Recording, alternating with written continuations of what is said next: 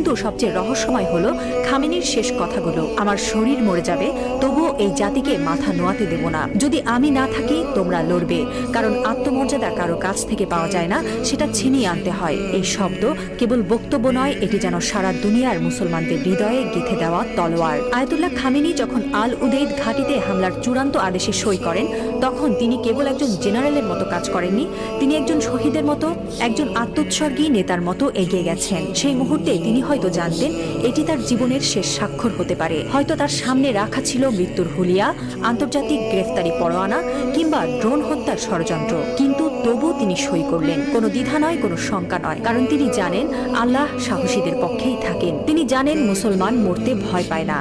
যারা আল্লাহর পক্ষে থাকেন তারা জানে মৃত্যু মানেই পরাজয় নয়, বরং আত্মত্যাগী বিজয়ের শুরু। এই একজন মানুষ এখন আর কেবল ইরানের নেতা নন, তিনি হয়ে উঠছেন সারা বিশ্বের মুসলিম উম্মার প্রতীক। একজন বিশ্বাসী, একজন অটল মুজাহিদ, একজন সাহসী পিতার মতো তিনি বলছেন, আমি থাকি বা না থাকি তোমরা লড়বে। হ্যাঁ মুসলিম উম্মাহ, তোমরা মাথা নিচু করো না। লা ইলাহা ইল্লাল্লাহ, আল্লাহ ছাড়া আর কোনো ইলাহ নেই।